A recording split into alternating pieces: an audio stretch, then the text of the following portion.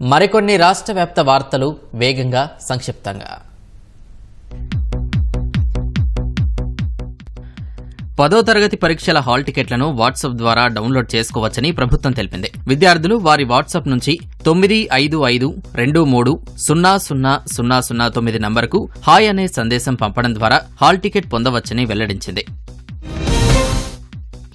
నూతన భవన నిర్మాణ అనుమతులపై విజయనగరం నగరపాలికలో పట్టణ ప్రణాళిక, లైసెన్స్ టెక్నికల్ సిబ్బందితో పాటు వార్డు కార్యదర్శులకు అవగాహన కార్యక్రమం నిర్వహించారు. భవన సముదాయాల నిర్మాణ నిబంధనల్లో మార్పులను వివరించారు. కర్నూలు జిల్లా ఆదోనిలో రేషన్ బియ్యం అక్రమ రవాణాపై చర్యలు తీసుకోవాలని కురవ కార్పొరేషన్ చైర్మన్ దేవేంద్రప్ప సబ్ కలెక్టర్కు ఫిర్యాదు చేశారు. ఆదివారం గోదాం నుంచి 2 లారీల బియ్యం కర్ణాటకకు తరలించినా అధికారులు చర్యలు తీసుకోలేదని ఆక్షేపించారు.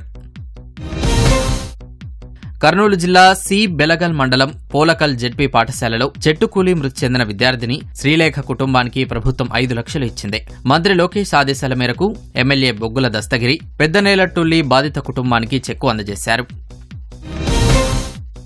మలేషియాలో అరెస్టైన తమ పిల్లల్ని స్వదేశానికి రప్పించాలంటూ నెల్లూరు కలెక్టర్ను తల్లిదండ్రులు కలిశారు. ఏజెంట్ నకిలీ పాస్పోర్టులతో పంపించడంతో సింహాద్రి పవన్ కుమార్ను 2 నెలల క్రితం మలేషియాలో అరెస్టు చేసినట్లు వాపోయారు. National egg coordination committee, poultry breeders association ఆధ్వర్యంలో చిత్తూరులో చికెన్, గుడ్డు మేళా నిర్వహించారు. ఈ కార్యక్రమంలో జాయింట్ కలెక్టర్ విద్యాధరి పాల్గొని బర్డ్ ఫ్లూ వదంతులు నమ్మొద్దంటూ ప్రజలకు అవగాహన కల్పించారు.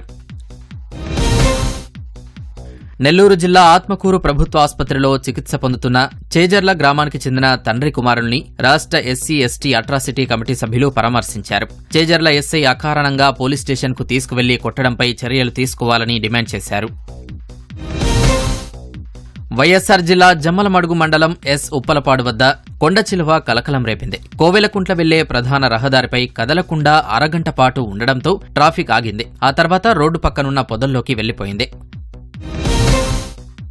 బాపట్ల జిల్లా వీరన్నపాలెంలో వరిగడ్డి ట్రాక్టర్కు విద్యుత్ వైర్లు తగిలి మంటలు చెలరేగాయి. డ్రైవర్ ఆనందరావు చాకచక్యంగా వ్యవహరించి ట్రాక్టర్లోని గడ్డిని అన్లోడ్ చేశారు.